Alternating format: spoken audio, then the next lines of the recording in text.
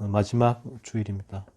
오늘도 저희가 이 폴 워셔의 글 복음 책의 한 부분을 읽고 나누는 시간을 가지겠습니다.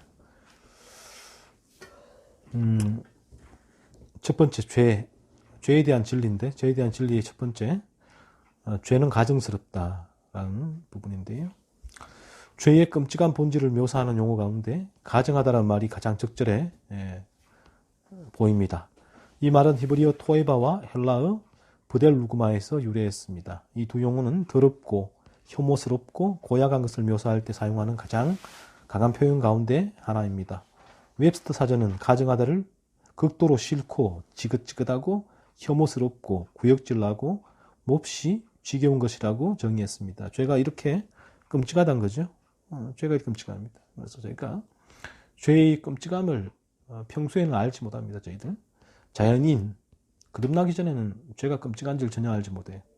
하지만 저희가 이 죄에 대한 진리죠, 를 계속 접할 때에 또 내 마음의 죄를 탐사, 셰퍼드처럼 말한 것처럼 내가 내 마음에 있는 죄들을 계속 탐사할 때 내 안에 일어나는 분노, 시기, 질투, 미움, 악한 생각들, 이런 죄들을 계속 탐사하게 될 때에 성령이 그 진리 가운데 역사하고 그 죄가 끔찍함을 보게 돼요. 그래서 내가 이 죄로 물들어 있구나.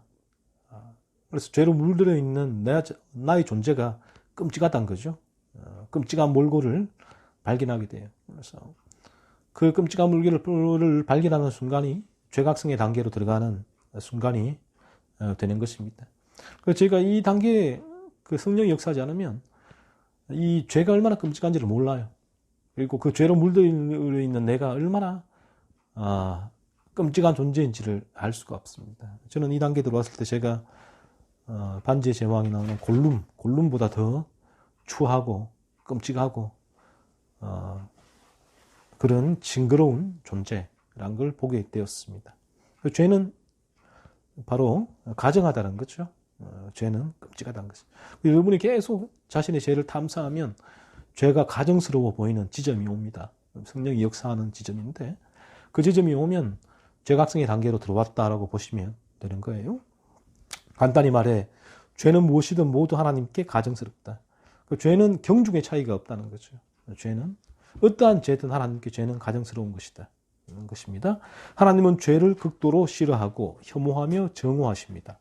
상당히 심하게 느껴지는 말이지만 거룩하고 의로우신 하나님, 곧 눈이 지극히 정결하시어 악을 참아보지 못하시며 사악한 행위를 용납할 수 없으신 하나님으로서는 당연히 그러실 수밖에 없다. 그렇죠? 우리 거룩하고 의로우신 하나님은 이 거룩이 뭔가 하면, 의로움이 뭔가 하면 죄가 없는 상태예요. 죄가 없는 상태. 그 죄가 들어오면 더 이상 그 영역은 거룩한 영역이 되지 않죠. 그러니까 하나님은 죄가 전혀 없으신 분이죠.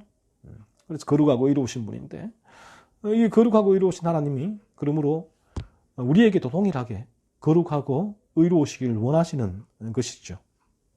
그러니까 우리가 이 죄로 물들어 있는 우리를 바라보게 될 때 하나님은 우리의 존재 자체를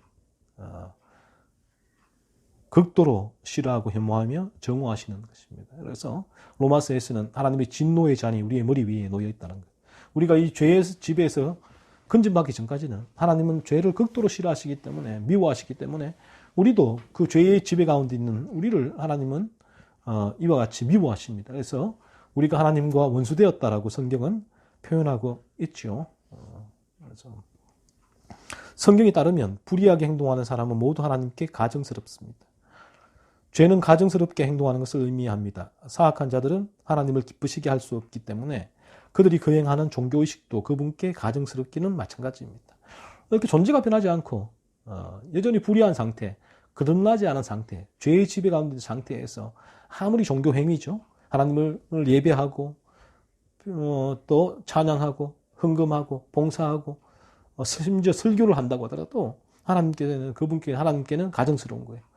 죄악된 존재가 그 일을 하고 있으니까 여전히 죄의 지배 가운데 죄를 먹고 마시는, 죄를 통하여 자기의 탐욕, 쾌락을 채우는 존재가 그 하는 이 행위는, 종교 행위는 하나님 보시기에는 가증스러울 수밖에 없겠죠. 저희가 착각하지 말아야 될 것이 우리의 중생을 내가 하는 이 예배의 행위로 그리고 봉사의 행위로 헌금의 행위로 확인할 수 없다는 부분이에요. 내 자체가 나의 존재가 중생하여 회심의 열매를 맺는 존재, 죄를 끊어내고 거룩을 추구하는, 사모하는 그런 존재가 되었을 때에 비로소 우리가 하는 이 모든 행위가 하나님 보시기에 기쁨이 돼요. 하나님이 즐거워하시는 것이죠. 잠언 저자는 죄는 하나님께 가증할 뿐 아니라 그분의 의로우신 분노와 진노의 대상이라고 말합니다. 제가 앞에서 얘기했죠. 죄는 하나님의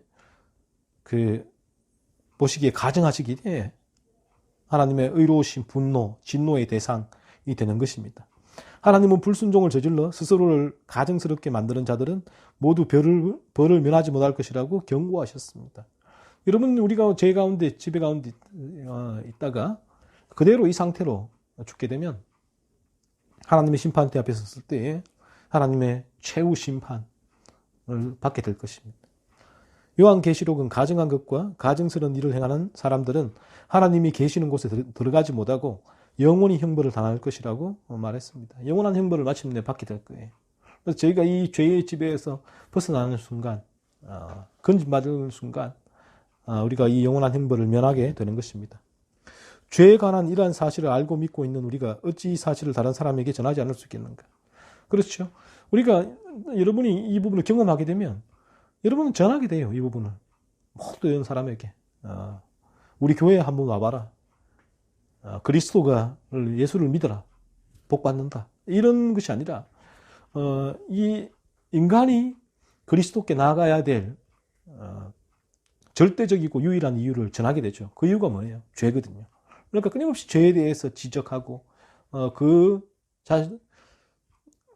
자신의 존재가 죄로 똘똘 뭉쳐져 있는 존재임을 끊임없이 어필하게 되는 거예요. 성경을 통하여. 이것이 진리입니다. 그래서 그가 이 죄에 대한 진리를 받아들이게 되었을 때 그럼 마침내 그래서 그리스도께 나아가는 거예요. 그리스도께. 그냥 그리스도가 어떤 우리에게 이 세상에 풍요로움을 주는 분이라서 그리스도께 나아가는 것이 아니라 또 우리의 이 세상의 힘든 세상에 그리스도가 위로를 주고 마음의 안정과 평화를 주기 때문에 그리스도께 나아가는 것이 아니라 단 한 가지, 우리가 그리스도께 나아가는 이유는 단 한 가지, 죄 때문이에요. 죄. 그래서 이 죄에 대한 진리를 통하여 나의 존재가 죄로 물들어 있음을 발견하지 아니하고 어떻게 그리스도께 나갈 수 있겠는가 하는 것이죠. 불가능한 것이죠. 그러므로 이 죄각성의 단계, 먼저 죄가 증거되어야 되고 죄에 대한 진리가 선포되어야 되고, 그래서 인간이 죄각성의 단계로 들어왔을 때에 비로소 인간은 마침내 그리스도께로 이 죄각성의 단계가 입구인데 이 입구로 들어오게 되어지면 마침내 출구인 그리스도께로 나가게 된다라는 것입니다. 공손함과 예의라는 명분을 내세워 이런 진실을 알리지 않는 것이 과연 옳을까 하는 것이죠. 폴로시가 말하고 있잖아요. 공손함과 예의라는 명분. 그러니까 자연인들은 거듭나기 전에 자연인은 죄에 대한 진리, 죄를 증거하면 싫어해요. 자신이 얼마나 죄로 물들어 있는지를 끊임없이 지적하고 보여주면 싫어한단 말이에요. 그래서 불편해하죠. 불쾌해하죠. 그래서 설교자들이 공손함과 예의, 그 불편과 불쾌를 주지 않기 위해서 이러한 진리를 전하지 않는 것, 옳지 않다는 것이죠. 아무것도 모르고 살다가 그리스도 없이 죽게 될 인간들의 죄를 하나님이 사용하신 강력한 표현으로 지적하는 것이 과연 잘못일까? 그렇죠. 여러분, 우리가 아무것도 모르고 있다가 죽으면 우리는 영원한 멸망 가운데 들어가게 될 것입니다. 그래서 이 그리스도가 필요한 이유를 끊임없이 전해줘야 되죠. 그리스도가 필요한 이유가 뭐예요? 죄. 내가 얼마나 죄로 물들어 있는가, 내 존재가. 그 사실을 깨닫게 될 때에 비로소 그리스도가 필요한 것입니다. 그래서 이러한 인간의 죄를 강력하게 끊임없이 지적하고 드러내고 알려줘야 하는 것이죠. 그래서 저희가 이 죄각성의 단계 들어오거나 또 중생하게 되면 놀랍게도 과거에 거듭나기 전에 죄에 대한 진리가 불편해하고 불쾌했는데 이제는 이 죄에 대한 진리가 달콤해요. 왜냐하면 내가 이 죄에서 건짐을 받아서 이제는 거룩함을 추구하는 존재가 되었기 때문에, 이제는 내가 그 상태에 있지 않기 때문에 이 죄에 대한 진리가 달콤해지는 것이죠. 그래서 이제는 이 죄에 대한 진리를 들으면 들을수록 나의 이전에 죄의 지배 가운데 있던 모습을 떠올리며 변화된 나의 모습을 바라보고 이 달콤한 것입니다. 이제는 또 더 죄를 끊어내기 위한 동력을 이 진리를 통하여 공급받게 되는 것이죠. 죄는 가증스럽습니다. 죄는 수많은 사람을 멸망에 이르게 합니다. 복음 설교자는 스스로를 보호하고 사람들의 인기를 누리려는 마음을 과감히 내버려야 합니다. 그렇죠. 오늘 복음 설교자가 얼마나 설교를 은혜로웠습니다. 잘 들었습니다.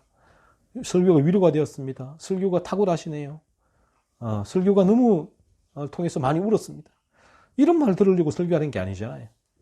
그럼 설교자는 사람들이 설교를 못한다고 상관이 없어요. 왜 그리? 설교가 우리의 감정을 움직이지 못하니? 왜 그리 설교가 무디니? 왜 그리 재미없니? 유쾌하지 못하니? 이런 말을 들어도 설교에 대한 평가가 낮아도 상관없어요. 설교자나 복음 설교자는 반드시 이러한 모든 사람들의 기준 영험하지 말고 오직 이 죄에 대한 진리를 전하면 그것으로 하나님이 기뻐하시고 설교자의 역할을 다한 것입니다. 설교자는 바로 그 일을 위해서 세워진 것이죠. 그리고 담대함과 사랑으로 이 강력한 표현들을 사용해 죄의 사악함을 여실히 드러내어 그들이 죄를 치명적인 전염병으로 알고 그리스도께 도망쳐 구원을 얻도록 해야 됩니다. 그렇죠? 그들에게 그리스도께로 도망치도록 하기 위해서 이 죄에서 벗어나 그리스도께 도망치기 위해서 죄를 전하는 거예요. 죄가 얼마나 끔찍한지 또 내가 그 죄에 얼마나 물들어 있는지 설교자는 그 사실을 지속적으로 계속해서 알려줘야 한다는 것입니다. 두 번째 이제 페이지 넘어가서 두 번째로 죄의 개념이 사라진 시대입니다. 자, 우리가 이거를 듣고는 폴로시의 글을 듣고는 이 말씀이 어렵도다. 누가 들을 수 있느냐라고 생각하는 독자가 있을지도 모르겠습니다. 그렇죠. 그래서 이 부분이 내가 경험하지 않은 진리는 어려워요. 그러니까 왜냐하면 경험하지 않았기 때문에 이 부분이 나에게 실제로 이해가 되지 않는 실제로. 그래서 내가 이 부분을 경험하게 되었을 때에 내가 죄로 물들어 있구나. 내 존재가 정말 죄로 물들어 있는 끔찍하고 비참한 존재구나. 그 사실을 성령을 통하여 진리 가운데 바라보게 될 때에 비로소 이 성경이 이런 뜻이구나. 이해가 되는 것이죠. 그러니까 쉬워지는 것입니다. 성경이. 사실 죄에 관한 진실은 참으로 곤혹스럽고 그 표현은 몹시 거칩니다. 그렇지만 우리는 죄에 관한 솔직한 가르침이 예수 그리스도의 복음을 구성하는 핵심 요소라는 사실을 잊어서는 안 됩니다. 그래요. 이 죄가 전해지지 않고는 그 다음 그리스도 예수의 십자가가 전해질 수가 없는 것입니다. 그래서 반드시 먼저 이 죄에 대한 진리가 전해져야지만 그리스도의 십자가의 복음이 그 이후에 전해지는데 이 죄에 대한 진리를 전해 듣고 자신이 죄의 지배 가운데 있는 끔찍한 존재라는 사실을 깨닫고 고통하는 인간은 마침내 그리스도께로 나가게 되어 있어요. 거기서 건진받을 수 있는 유일한 길이 그리스도의 십자가거든요. 그래서 그리스도 십자가로 마침내 나가게 되는 것입니다. 사람들은 자신이 어떤 사람인지 무슨 일을 행했는지 분명하게 알아야 합니다. 이런 진리들은 몹시 부담스러울 뿐만 아니라 심지어 고통스럽기까지 하지만 반드시 필요한 성경의 가르침입니다. 그래요. 저나 여러분이 어떤 사람인지 무슨 일을 행했는지 알아야 돼요. 얼마나 악한 존재입니까 우리가. 얼마나 죄로 물들어 있어요. 얼마나 내 안에 조금만 내 마음에 안 들면 분노하고 욕하고 시기 질투하고 내 속으로 욕하고 내 마음에 악한 생각들을 가지고 얼마나 내 마음에 이런 부분들이 끊임없이 일어나고 있는 것입니까? 이 죄 때문에 그래요. 죄 때문에. 죄가 나를 지배하기 때문에 내 안에서 이런 악들이 끊임없이 일어나는 거예요. 끊임없이 일어나요. 그래서 이런 진리를 전했을 때에 나 자신을 직면하는 자체가 죄에 물든 나 자신을 사람들은 하기 싫어서 다 귀를 막아버리죠. 이게 자연인의 모습이다라는 것입니다. 하지만 이런 진리를 들을 때 성령이 역사할 때에 이것이 나 자신의 모습임을 깨닫게 되는 그런 순간이 오게 되는 것입니다. 우리는 오늘날 죄라는 용어를 거의 사용하지 않습니다. 좀 더 적절한 용어를 찾았기 때문이 아니라 그 말의 개념 자체가 사라졌기 때문입니다. 오늘날의 사람들은 도덕적인 분별력이나 무엇을 판단하는 능력이 없든지 아니면 일부러 그것을 거부하든지 둘 중 하나입니다. 더 이상 죄를 심각하게 여기지 않습니다. 그러니까 인간이라는 존재가 그래. 이 죄로 물든 인간은 죄를 통하여 자신의 탐욕을 채워나갑니다. 죄가 자신의 탐욕을 채워나가는 수단, 도구가 되기 때문에 이 죄를 사실은 사랑하죠. 뭐 죄에 대해서 본인이 공의롭다. 나는 공의롭고 의롭다. 나는 이 헌법을 통하여서 이 헌법에 잘 지키는 준법 시민이다. 이렇게 자신을 얘기하지만 그러나 실상 그 마음을 성경은 말합니다. 꿰뚫어 보여주면 그들은 죄를 사랑해요. 인간들은 죄를 사랑합니다. 자신의 탐욕을 채우기 위하여 이 죄를 도구로 삼아서 끊임없이 거짓말하고 사기치고 이용하고 하는 이런 일을 하게 되는 것입니다. 사실 이것이 오늘날 인간들의 현주소다라는 것입니다. 사람들은 인간들의 전적 타락을 믿지 않습니다. 이게 성경의 진리인데 이 전적 타락이죠. 그래서 이 전적 타락에 대한 진리를 지금 이 성경을 통하여 설교자가 계속해서 전할 때에 사람들이 전적 타락을 믿지 않는 사람들의 마음이 변하는 거예요. 내가 전적 타락했구나 라는 사실입니다. 심지어 무엇이 잘못되었다고 말하거나 어떤 일을 죄라고 지적하거나 인간이 죄인이라는 암시는 도무지 용납할 수 없고 생각할 수도 없는 범죄행위처럼 취급됩니다. 그렇죠? 인간에게 뭔가 그들의 죄 가운데 있음을 보여주게 되면 인간들이 분노하고 저항하고 거부하는 게 됩니다. 그래서 이런 설교를 하게 될 때에 이런 설교를 교회 안에 수많은 사람들이 거듭나지 않았기 때문에 싫어해요. 이 설교 자체를. 그래서 거부하죠. 그리고 그런 것을 하지 말라. 그런데도 이 시대의 사람들은 거룩하시고 의로우시고 변하지 않으시는 하나님이 언젠가는 그들을 심판하실 것이라는 사실을 알아야 합니다. 언젠가 여러분은 하나님의 심판 앞에 서게 됩니다. 이 땅에 우리의 생이 마감될 때에. 과거의 죄였던 것은 지금도 여전히 죄입니다. 수많은 사람을 영원한 멸망으로 몰아넣은 죄가 지금도 여전히 수많은 사람을 집어삼키고 있습니다. 복음 설교자는 이 진리를 사람들에게 힘써 강조해야 합니다. 우리의 말을 그리 끼는 것으로 받아들이고 우리의 동기를 의문시하는 사람이 많을지라도 우리는 하나님이 사용하시는 언어를 처리해서는 안 됩니다. 우리는 인간의 본성을 곧이곧대로 정언하여 사람들이 자신의 실체를 깨닫게 해야 됩니다. 이것이 우리가 해야 될 일인 것이죠. 여러분이 중생했다면, 거듭났다면 여러분은 이 일을 하게 됩니다. 어느 누구에게도, 어느 순간. 이런 관점으로 사람을 바라보게 돼요. 가족을 바라보고, 나를 바라보고, 지인을 바라보고, 다 바라보면서 그들에게 기회가 주어지면 이 진리를 전하게 되는 것이죠. 어떤 식으로 간에 너가 죄인임을 깨닫게 하기 위해서 이 진리를 끊임없이 전가하는 자리에 서게 될 것입니다. 그러면 중생한 자는 설교자나 또 성도나 동일하게 진리 가운데 이 진리를 공유하고 흘려보내는 통로와 도구로서의 삶을 평생 살아가게 되는 것이죠.